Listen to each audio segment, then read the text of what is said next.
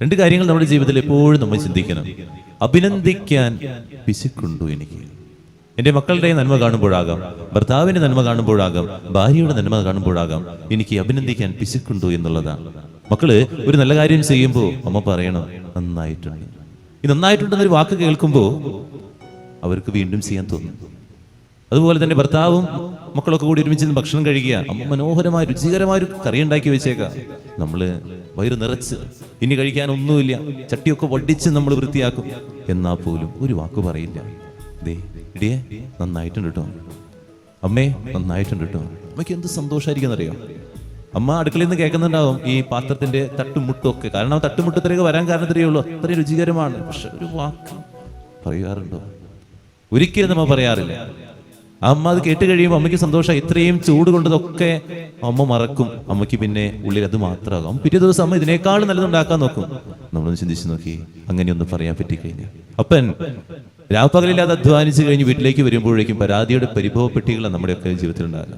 അതില്ല, ഇതില്ല, അതുപോരാ, ഇതുപോരാ. അപ്പൻ കുറെ ഓറഞ്ചും ആപ്പിളൊക്കെ ആയിട്ട് വീട്ടിലേക്ക് വന്നിട്ട് കൊണ്ടുതരാൻ വേണ്ടി വരുമ്പോഴേക്കും ഈ കുറ്റപ്പെടുത്തൽ മാത്രമാണ് കേൾക്കാൻ. അപ്പ നന്ദിയുണ്ട് കേട്ടോ എന്നൊന്ന് മോള് പറഞ്ഞെങ്കിൽ, മക്കള് പറഞ്ഞെങ്കിൽ എന്ത് സന്തോഷമായിരിക്കും അപ്പനെ. അപ്പന് വീണ്ടും വാങ്ങാൻ തോന്നും. അതുകൊണ്ടാണ് ചില അപ്പന്മാർക്ക് തോന്നണം ഇത് വാങ്ങിച്ചിട്ട് പോയാൽ ഇതന്നെയല്ലേ കേൾക്കാൻ പറ്റുള്ളൂ, ഇതിനേക്കാളും ഭേദം മിണ്ടാണ്ട് അങ്ങോട്ട് പോയാൽ മതി, കുറച്ച് പഞ്ഞ് മേടിച്ച് പോയി കഴിഞ്ഞാൽ നല്ലതാണെന്നാണ്. ഈ ആപ്പിൾ വാങ്ങുന്നതിന് നല്ലത് കുറച്ച് പഞ്ഞ് വേഗം. എന്തിനാണെന്നറിയാം, ചെവിയിൽ വെച്ചിട്ട് കിടക്കുന്നത് വരെ നടക്കുക. ചില അപ്പന്മാർക്ക് അതാണ് നല്ലതെന്ന് തോന്നുന്നത്. നമ്മൾ ചിന്തിക്കണം, ഒന്ന് പ്രോത്സാഹിപ്പിച്ച് നോക്കി. എന്താ കൾച്ചർ, പ്രോത്സാഹിപ്പിക്കുന്ന ഒരു സംസ്കാരം നമ്മുടെ കുടുംബത്തിൽ ഉണ്ടായിക്കഴിഞ്ഞാണ്ടല്ലോ കുടുംബം എന്ത് സന്തോഷമായിരിക്കും അറിയോ? ഈ ഇവിടെ ആയിരിക്കുന്ന സമൂഹം എന്ത് സന്തോഷമായിരിക്കും അറിയാമോ? എപ്പോഴും ഈ കുറവുകൾ ഇങ്ങനെ കണ്ടുകൊണ്ടിരിക്കും. രണ്ടാമതൊരു കാര്യമുണ്ട്, ഉള്ളിൽ നന്മയുള്ളവർക്ക് മാത്രമേ പ്രോത്സാഹിപ്പിക്കാൻ പറ്റുള്ളൂ.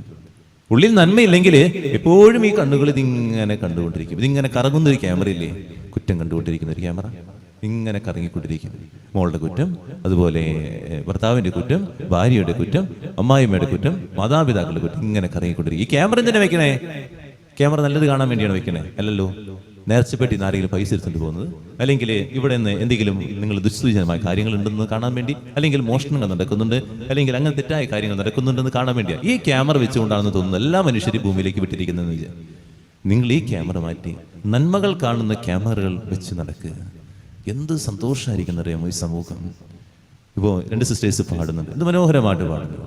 നമ്മൾ അതൊന്ന് പറയാൻ കൂടെ, എടി ഇന്ന് നന്നായിട്ട് പാടിയിട്ടുണ്ട്, നീ നല്ല രസമായിരുന്നു, 2 പേര് വായിച്ചു, ഇന്ന് നന്നായിട്ട് വായിച്ചിട്ടുണ്ട് കേട്ടോ. ഇങ്ങനെയൊക്കെ നമ്മൾ ഒരു സംസ്കാരം നമ്മൾ രൂപപ്പെടുത്തുമ്പോൾ അവരുള്ളിൽ തന്നെ അവർ വളരുകയാണ്. നമ്മൾ ആ നന്മയുള്ളത് കൊണ്ടാണ് അത് പറയണത്.